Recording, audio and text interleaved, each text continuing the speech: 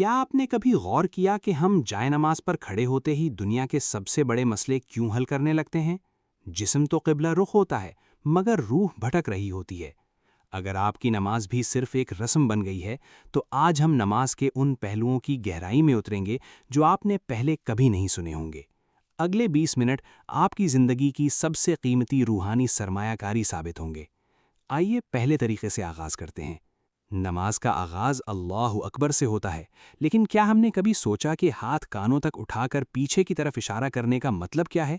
یہ صرف ایک حرکت نہیں ہے، یہ ایک اعلان جنگ ہے اس دنیا کے خلاف جو ہمارے دلوں پر قبضہ کیے بیٹھی ہے۔ جب آپ ہاتھ اٹھاتے ہیں تو دراصل آپ اپنی پیٹھ کے پیچھے اس دنیا کی تمام فکروں، اپنے کاروبار، اپنی دشمنیوں اور اپنی خواہشات کو پھینک رہے ہوتے ہیں۔ یہ عمل آپ کے لاشعور کو پیغام دیتا ہے کہ اب میرے اور میرے رب کے درمیان کوئی نہیں۔ انسان کا دل جس چیز کو بڑا سمجھتا ہے، اسی کے گرد اس کے خیالات گھومتے رہتے ہیں۔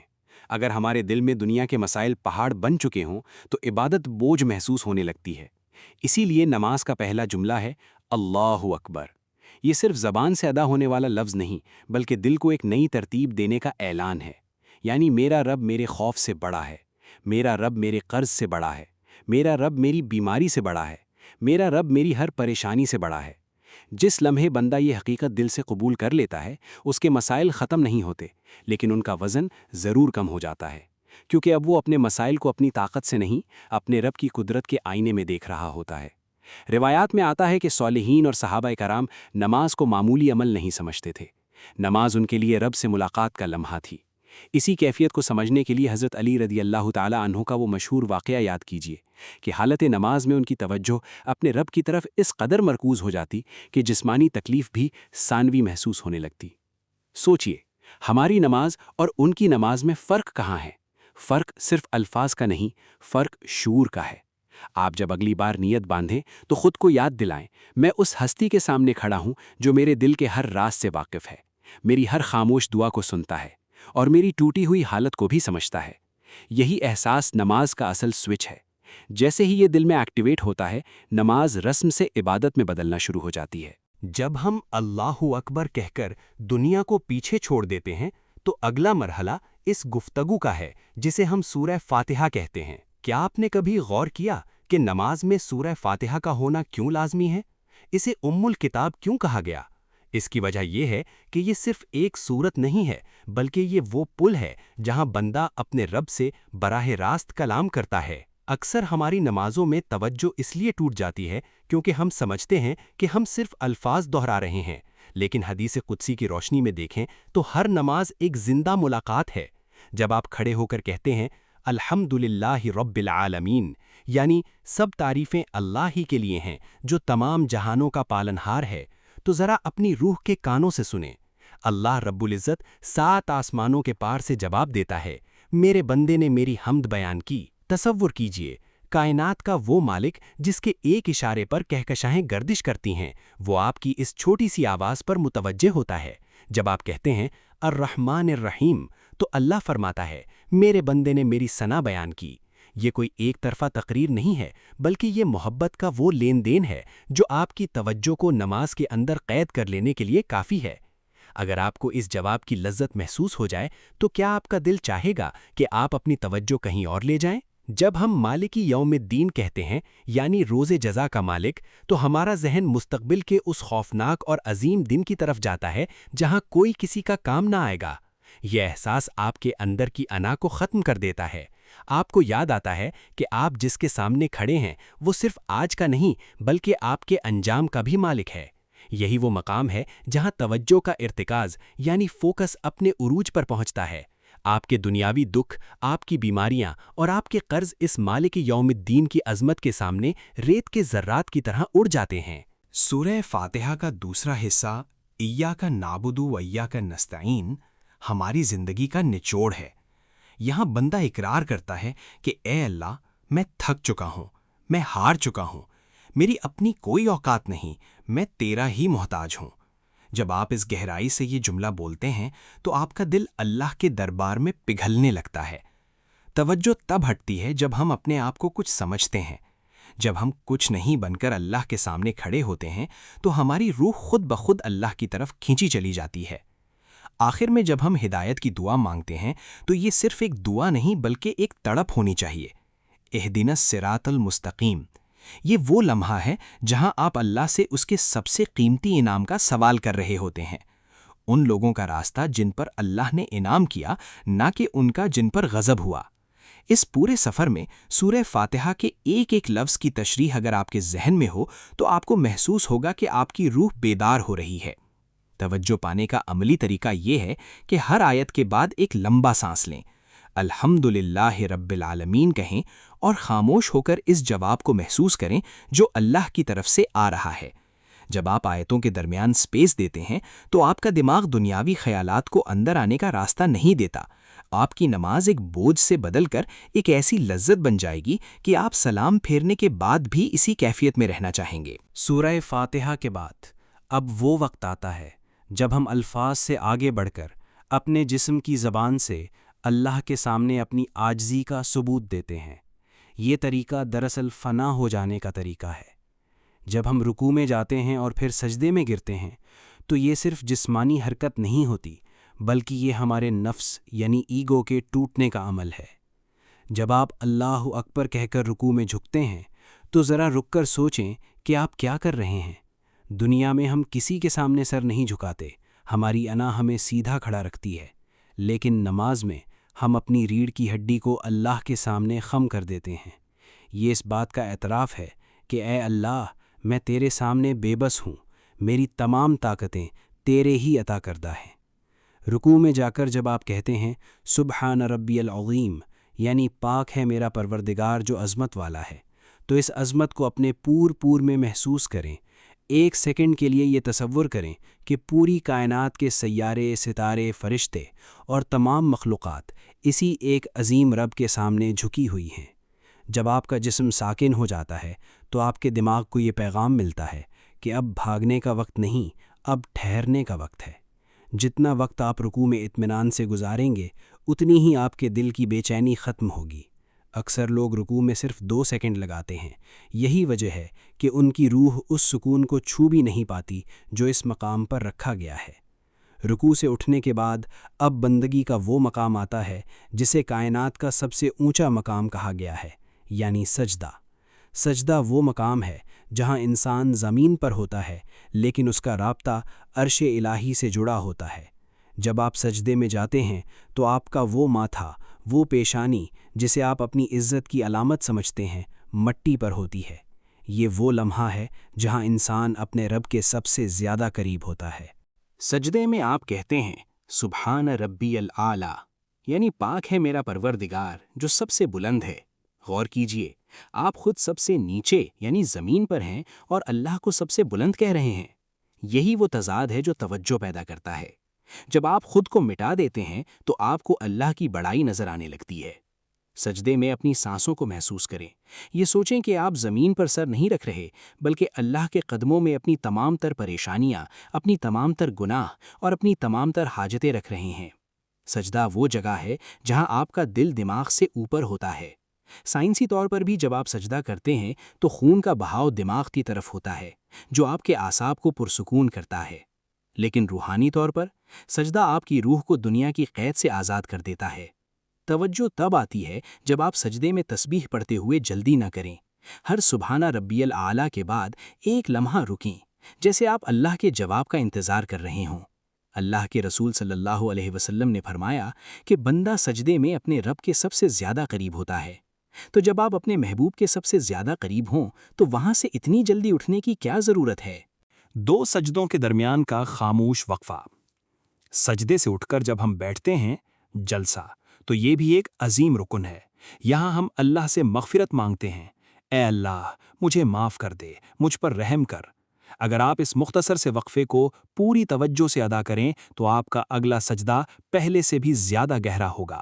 یہ چھوٹے چھوٹے ٹھہراؤ دراصل شیطان کے ان وسوسوں کے خلاف ڈھال ہیں جو ہماری نماز میں خلل ڈالتے ہیں۔ اگر آپ چاہتے ہیں کہ آپ کی توجہ نہ ٹوٹے تو رکوع اور سجدے کو لمبا کرنا سیکھیں۔ جب آپ کا جسم تھوڑی دیر ایک پوزیشن میں ٹک جائے گا تو آپ کا دماغ بھی ادھر ادھر بھٹکنا چھوڑ دے گا۔ اپنی نظروں کو سجدے کی جگہ پر گاڑ لیں اور یہ محسوس کریں کہ زمین کا وہ ٹکڑا جہاں آپ سجدہ کر رہے ہیں قیامت کے دن آپ کے حق میں گواہی دے گا۔ یہ احساس آپ کی نماز میں وزن پیدا کر دے گی۔ رکوع اور سجدوں کی لذت سمیٹنے کے بعد اب وہ وقت آتا ہے جب ہم اللہ کے سامنے ایک سائل کی طرح ادب سے بیٹھ جاتے ہیں۔ یہ مقام تشہد کا ہے۔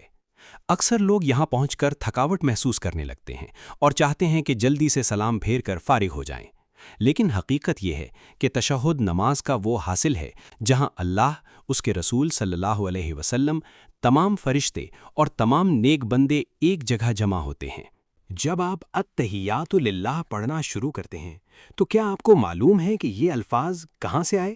یہ وہ الفاظ ہیں جو شب معراج اللہ رب العزت اور پیارے نبی صلی اللہ علیہ وسلم کے درمیان تبادلہ ہوئے تھے۔ ذرا اس منظر کی گہرائی میں اتر کر دیکھیں۔ جب آپ کہتے ہیں التحیات للہ والصلوات والطیبات، یعنی تمام زبانی، بدنی اور مالی عبادتیں اللہ ہی کے لیے ہیں، تو آپ دراصل معراج کے اس عظیم لمحے کو دوبارہ جی رہے ہوتے ہیں۔ آپ اللہ کو اس کی تمام عظمتوں کے ساتھ سلام پیش کر رہے ہوتے ہیں۔ تشہد میں بیٹھتے وقت اپنی نظریں اپنی گود میں رکھیں، یہ عاجزی کی انتہا ہے۔ جب آپ کہتے ہیں السلام علیک ایھا النبی، یعنی اے نبی صلی اللہ علیہ وسلم آپ پر سلام ہو، تو یہ صرف ایک رسمی جملہ نہیں ہے۔ آپ کی توجہ یہاں اتنی گہری ہونی چاہیے کہ آپ کو محسوس ہو کہ آپ مدینے والے مصطفیٰ صلی اللہ علیہ وسلم کے سامنے کھڑے ہو کر انہیں سلام پیش کر رہے ہیں۔ حدیث میں آتا ہے کہ جب کوئی امتی نبی صلی اللہ علیہ وسلم پر سلام بھیجتا ہے تو اللہ تعالیٰ ان کی روح کو لوٹا دیتا ہے، یہاں تک کہ وہ اس سلام کا جواب دیتے ہیں۔ تصور کیجئے، آپ اپنی نماز میں بیٹھے ہیں اور کائنات کی سب سے عظیم ہستی آپ کے سلام کا جواب دے رہی ہے۔ کیا اس احساس کے بعد بھی آپ کا دل چاہے گا کہ آپ دنیا کے فضول خیالات میں کھو جائیں؟ جب آپ اشہد ان لا الہ الا اللہ پر پہنچتے ہیں اور انگلی اٹھاتے ہیں تو یہ عمل شیطان کے سینے پر تیر کی طرح لگتا ہے۔ یہ انگلی اٹھانا اس بات کا اعلان ہے کہ اے اللہ، میرے دل میں تیرے سوا کوئی نہیں ہے۔ آپ اپنے تمام دکھوں کو، اپنی تمام امیدوں کو اور اپنی تمام محبتوں کو اللہ کی وحدانیت میں ضم کر دیتے ہیں۔ یہ وہ لمحہ ہے جہاں آپ کا نفس مکمل طور پر مٹ جاتا ہے۔ اگر آپ اس انگلی کے اشارے کی حقیقت کو سمجھ لیں تو آپ کی روح میں ایک عجیب سی طاقت پیدا ہوگی۔ یہ توجہ پیدا کرنے کا وہ پاور پوائنٹ ہے جہاں آپ اپنے ایمان کی تجدید کرتے ہیں۔ تشہد کے بعد ہم درود شریف پڑھتے ہیں۔ درود شریف نماز کی وہ روح ہے جو آپ کی دعا کو عرش تک لے جاتی ہے۔ جب آپ اللہم صلی علی محمد پڑھتے ہیں تو آپ اس ہستی کا شکر ادا کر رہے ہوتے ہیں جن کے صدقے آپ کو یہ نماز ملی، جن کے صدقے آپ کو جینے کا ڈھنگ ملا۔ یہاں آپ کی توجہ محبت میں بدل جانی چاہیے۔ جتنا زیادہ آپ ڈوب کر درود پڑھیں گے، اتنی ہی آپ کی نماز کی سختی ختم ہوگی اور اس میں ایک نرمی اور مٹھاس پیدا ہوگی۔ یہ وہ مقام ہے جہاں آپ کی نماز ایک بوجھ سے بدل کر نور بن جاتی ہے۔ سلام پھیرنے سے پہلے وہ وقت آتا ہے جب آپ اپنی مرضی کی دعا مانگنے کی اجازت ہوتی ہے۔ یہاں لوگ اکثر جلدی کرتے ہیں، حالانکہ یہ قبولیت کا خاص وقت ہے۔ آپ اللہ سے اس کی پناہ مانگتے ہیں، عذاب قبر سے، فتنہ دجال سے اور زندگی اور موت کے فتنوں سے۔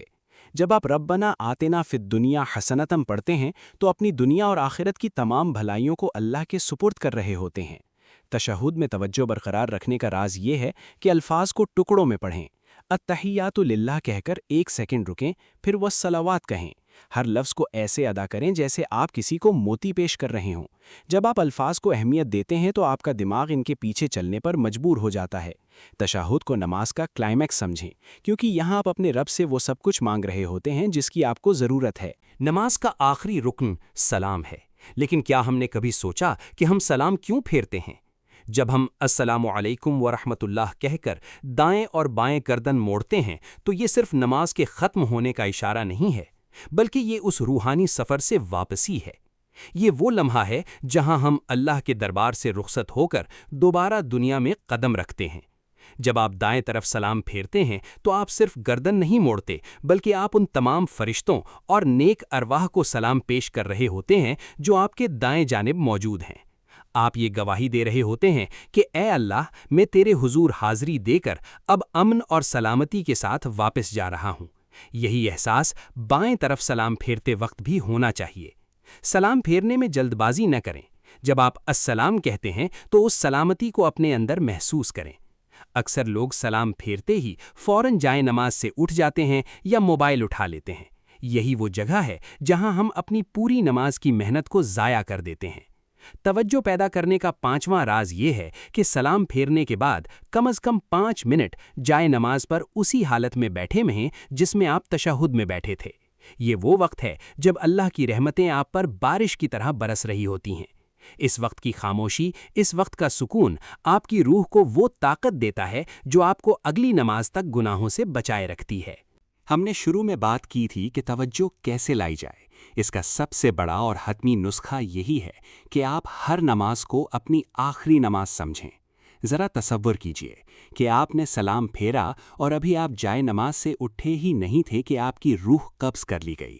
کیا آپ اس وقت مطمئن ہوں گے کہ آپ نے اپنے رب کو وہ حق دیا جو اس کا تھا؟ یہ احساس کہ شاید یہ میرا آخری سجدہ تھا، انسان کے اندر کی تمام دنیاوی محبتوں کو جلا کر راکھ کر دیتا ہے۔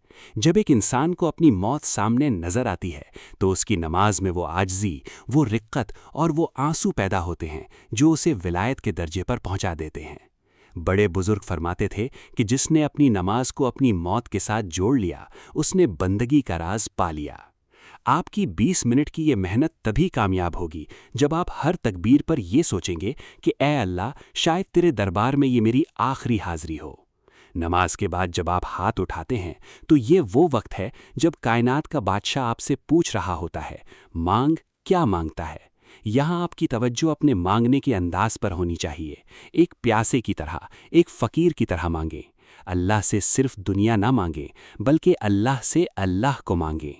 میرے پیارے بھائیوں اور بہنوں، ہم نے وضو سے لے کر سلام تک نماز کے ایک ایک رکن کی گہرائی کو سمجھا۔